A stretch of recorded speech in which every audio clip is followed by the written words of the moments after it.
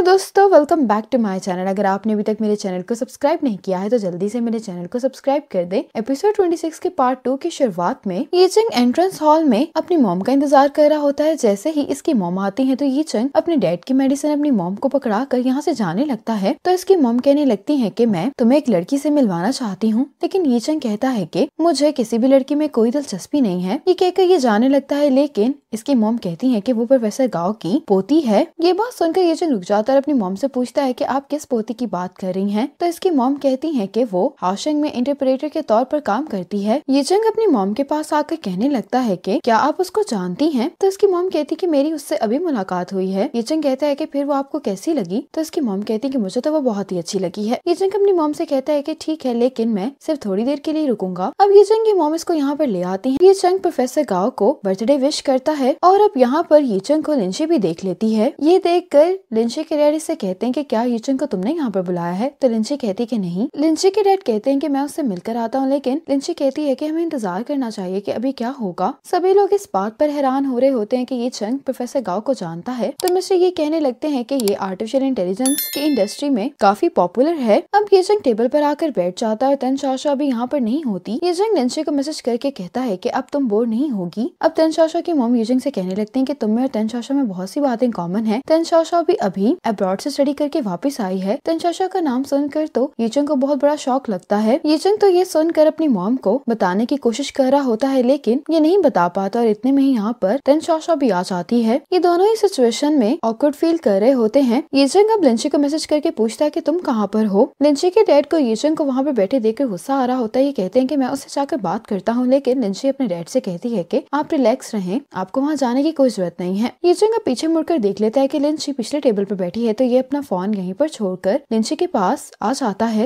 लिंची के डैड इससे पूछते हैं कि तुम अभी वहाँ पर क्या कर रहे थे। ये चंग इन दोनों को बताने लगता है कि मुझे नहीं मालूम था इस सब के बारे में। इतने में ही ये चंग की मॉम इसको वापस टेबल पर बुला लेती है। ये चंग लिंची से यही कहने वाला होता है कि तुम गुस्सा मत करना। तो लिंची के डैड कहते हैं कि तुम्हें वहाँ पर बुला रहे हैं, इसलिए तुम चले जाओ। ये चंग जाते हुए लिंची के डैड से कहता है कि मैं वापस आकर आपको सारा कुछ एक्सप्लेन करता हूँ। लिंची के डैड इसको देखकर कहते हैं कि तुम इस सिचुएशन में भी मुस्कुरा रही हो, और अब लिंची अपने फोन को बंद कर देती है। दूसरी तरफ ये चंग लिंची को बैठ के मैसेज कर रहा होता है कि मैं तो यहाँ पर अपने डैड को मेडिसिन देने के लिए आया था और मुझे तो मालूम ही नहीं था कि मेरी मॉम ने मेरे लिए ये प्लानिंग की हुई है। ये चंग देखता है कि लिंची ने इसके मैसेजेस नहीं पढ़े, तो ये लिंची को कॉल करता है, लेकिन लिंची का नंबर बंद जा रहा होता है। ये चंग इसी तरह से लिंची को देखते हुए कहता है कि तुम कॉल क्यों नहीं उठा रही। तो लिंची इशारे से ये चंग को बताती है कि मेरे फोन की बैटरी खत्म हो गई है। लिंची को तो बहुत ही ज्यादा मजा आ रहा होता है। लिंची के डैड इसको मुस्कुराता हुआ देख के कहने लगते हैं कि तुम इतना मुस्कुराओ नहीं, कोई तुम्हारा बॉयफ्रेंड चुरा कर भी लेकर जा सकता है। लिंची अपने डैड से कहती कि कुछ देर बाद हम भी वहाँ पर जाकर प्रोफेसर गाओ के साथ ड्रिंक करेंगे। अब ये चंग बैठा तो तन शाशा के साथ होता है, लेकिन ये चेयर पर भी पीछे होने की कोशिश कर रहा होता है। इन दोनों की मॉम कहने लगती है कि तुम दोनों एक दूसरे को जानते हो, फिर भी एक दूसरे के साथ तुम लोग इतना ऑकवर्ड बिहेव क्यों कर रहे हो। तन शाशा कहती है कि मैं और मिस्टर शॉ एक दूसरे को इतना अच्छे से नहीं जानते। तन शाशा की मॉम इससे कहने लगती है कि तुम दोनों की एज सेम है, तो तुम्हें उसको मिस्टर शॉ कहने की कोई भी जरूरत नहीं है, तुम उसे सिर्फ ये चंग भी कह सकती हो। तन शाशा इनकार करे जा रही होती कि हम दोनों एक दूसरे को अच्छे से नहीं जानते। तो उसकी मॉम पूछती है कि फिर ये चंग को कौन अच्छे से जानता है। तो तन शाशा कहती है कि लिंची।